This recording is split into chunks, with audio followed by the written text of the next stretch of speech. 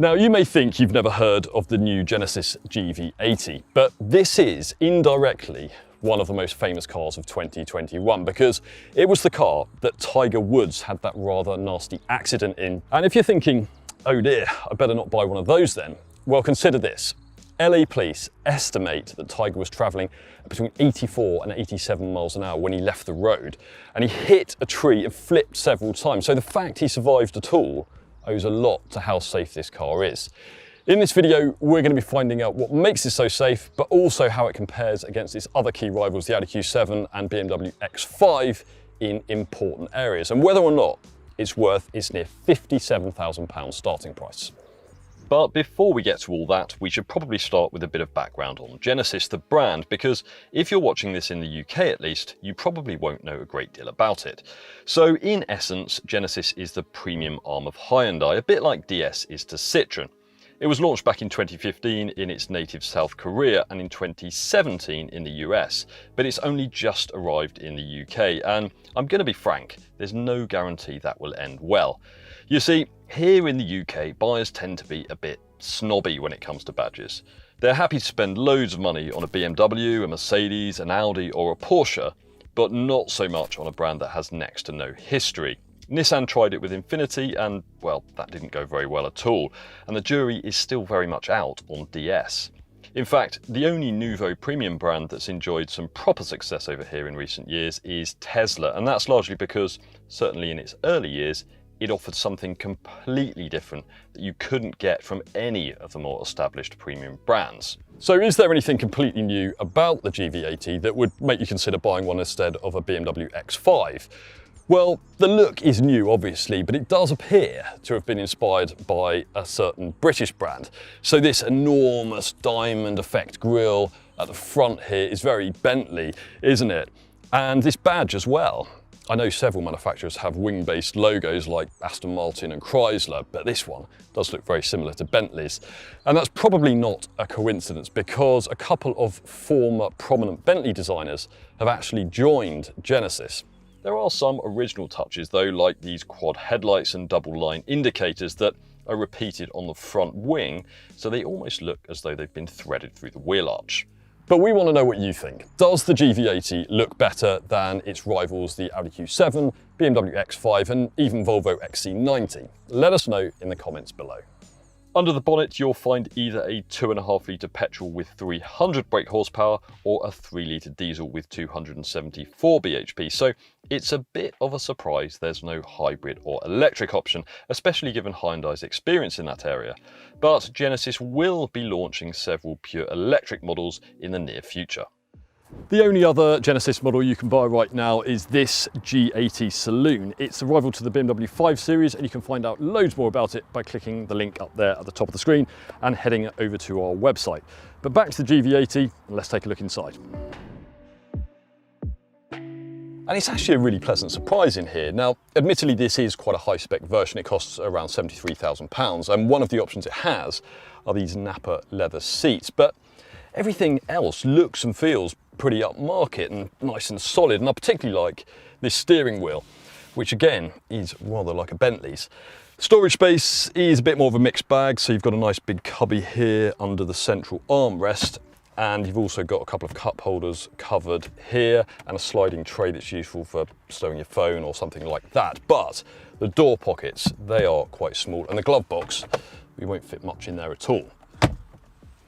It's also nice to see some proper user-friendly physical controls for the air conditioning, leaving the touchscreen, which by the way is huge, measuring 14.5 inches for the infotainment stuff like music and navigation. The screen is a bit of a reach if your driving position involves sliding the seat back a long way, but you don't actually need to press the screen at all because there's another controller between the front seats. This works in pretty much the same way as a first generation iPod from 2001. Remember those?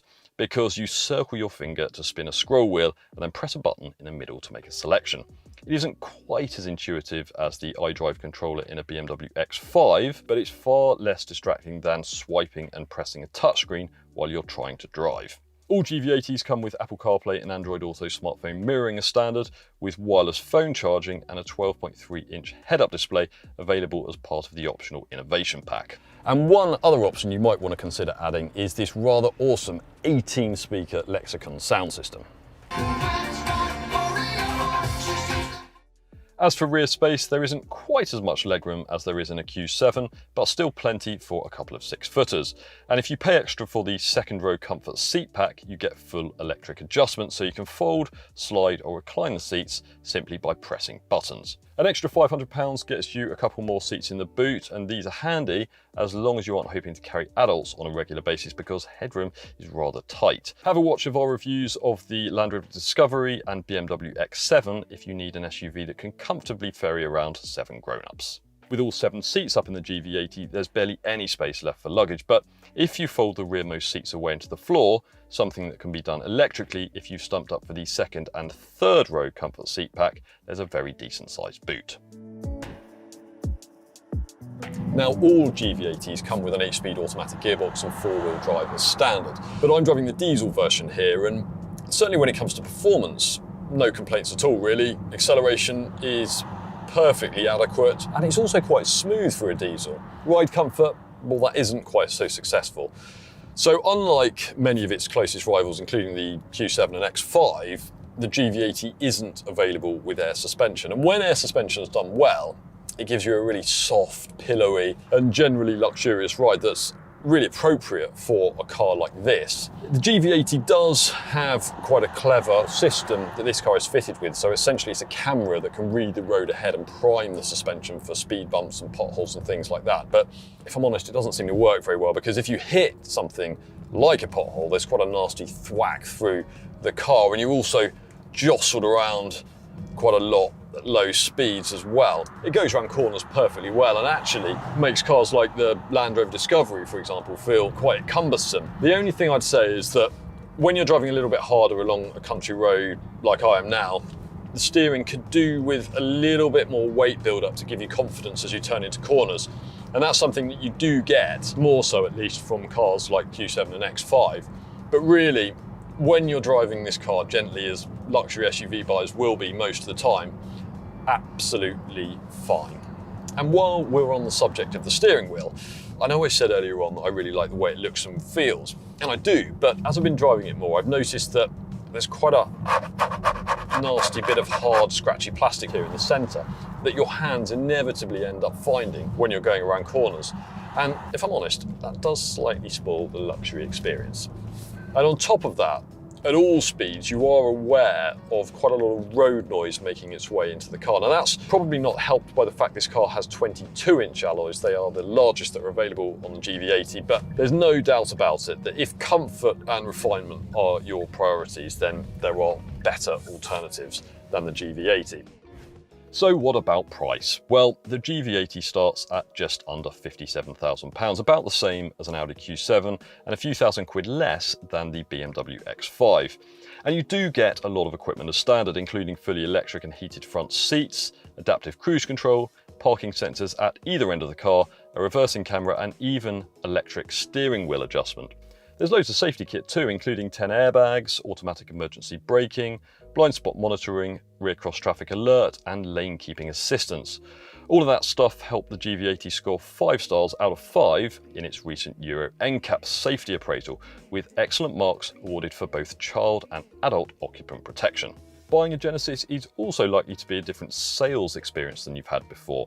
And I emphasise the word sales because if you don't want to buy online, you'll need to go to a Genesis studio. The first one in the UK will be opening in London very soon.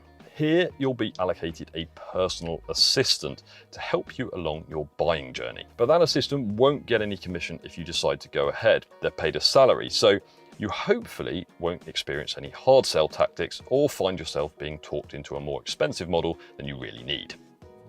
So should you buy a GV80? Well, it really depends what you're looking for. As I said earlier, it has some pretty major strengths, safety being one of them, and also, particularly when you factor in standard equipment, it is cheaper than most premium alternatives. On top of that, Genesis says it's prioritising customer service, so you're likely to be treated like a king every time you go to get your car serviced. However, if you want something that offers you really top-notch comfort and refinement, and is also genuinely a practical 7-seater, there are better alternatives. And this car isn't likely to hold on to its value as well as some of the more established premium brands, simply because not many people in the UK have really heard of Genesis before. But for lots more information about the GV80, just head over to our website, whatcar.com, and read our detailed 4-point review. Whatcar.com is also the place to get a great deal on your next car. If you've enjoyed this video, we'd really appreciate it if you give it a like, leave us a comment below, and other than that, we'll see you next time.